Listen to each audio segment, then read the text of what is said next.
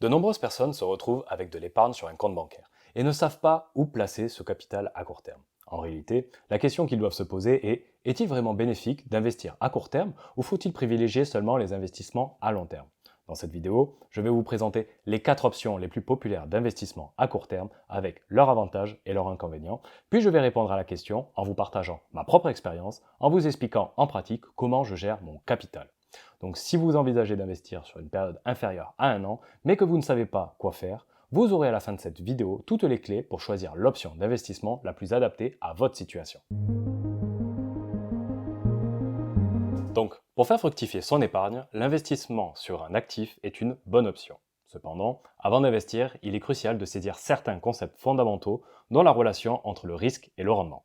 Le principe est simple, plus un investissement promet un rendement élevé, plus le risque de perte en capital est important.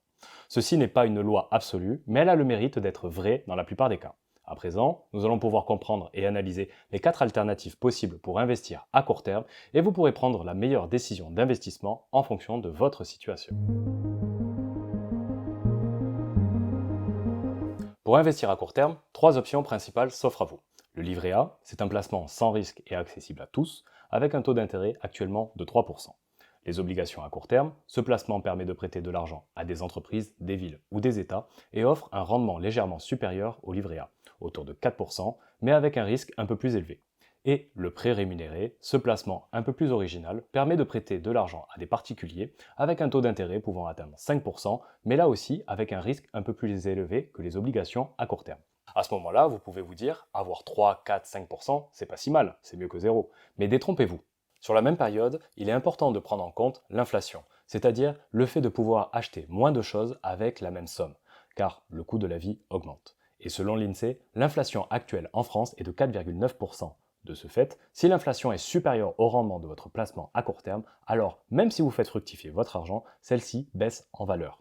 Ainsi, les options d'investissement présentées précédemment ont peu de sens d'être utilisées.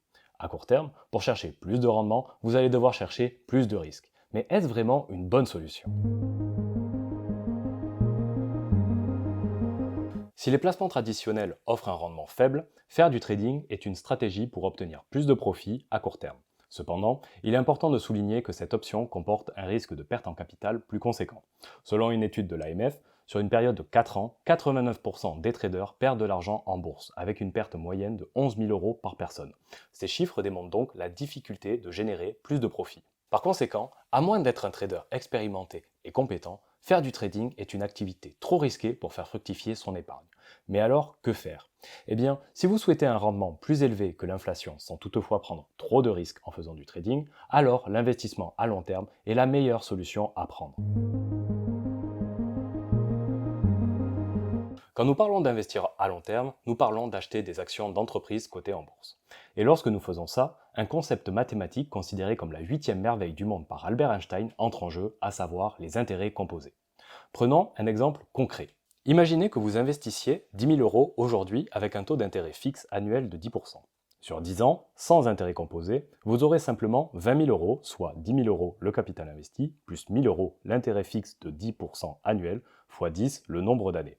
Mais avec les intérêts composés, les intérêts fixes annuels s'ajoutent au capital chaque année et génèrent à leur tour des intérêts. Par exemple, au bout de 10 ans, votre capital atteindra 25 937 euros, soit une différence avec le premier exemple de 5 937 euros. En regardant ce tableau, nous pouvons remarquer que la première année, l'intérêt de 10% de notre capital de 10 000 euros sera de 1 000 euros, comme dans l'exemple précédent. Mais en année 2, l'intérêt de 1 000 euros s'ajoute à notre capital de 10 000 euros pour une valeur totale de 11 000 euros. Et donc l'intérêt de 10% sera cette fois-ci de 1 100 euros, soit supérieur à l'exemple précédent. Et ainsi de suite jusqu'à la 10e année pour atteindre 5 937 euros de plus que l'exemple d'intérêt fixe précédent. Ce résultat est impressionnant, même si nous augmentons la durée d'investissement, alors que la différence entre intérêt fixe et intérêt composé s'accentue, on appelle ça l'effet boule de neige. Au bout de 20 ans, votre capital atteindra 67 275 euros avec les intérêts composés contre 30 000 euros sans. Et sur 30 ans, la différence est encore plus flagrante. Votre capital atteindra 174 494 euros avec les intérêts composés contre 40 000 euros sans. Par conséquent, investir avec une vision de long terme est la chose la plus rentable et la moins risquée pour vous enrichir à court terme. Mais pour profiter pleinement des intérêts composés, une chose essentielle est à prendre en compte. Est-ce que l'entreprise dans laquelle vous investissez sera toujours là dans 10, 20 ou 30 ans? Cette question est centrale, car elle va déterminer si oui ou non les intérêts composés vont bien se réaliser.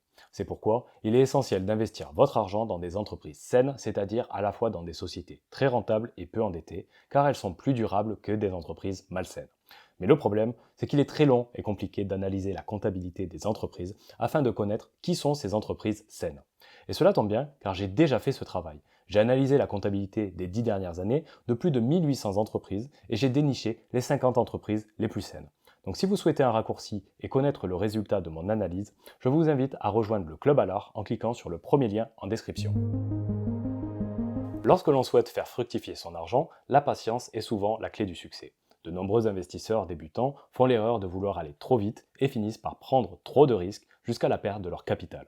Il est donc important de comprendre que les rendements élevés ne s'obtiennent pas du jour au lendemain. Comme le dit si bien Warren Buffett, vous ne pouvez pas mettre enceinte 9 femmes pour avoir un bébé en un mois. C'est pourquoi je vous recommande de résister à la tentation de prendre des raccourcis risqués. Car la véritable source de richesse réside dans l'investissement à long terme et les intérêts composés. Et pour maximiser ce processus, il est important de commencer à investir le plus tôt possible, car, comme nous avons pu le voir, l'effet boule de neige des intérêts composés vous permettra de générer un capital de plus en plus important au fil du temps. Donc si vous souhaitez un raccourci et connaître sur quelles entreprises saines investir votre argent dès maintenant, rejoignez le Club Allard en cliquant sur le premier lien en description. Merci de votre écoute et à bientôt.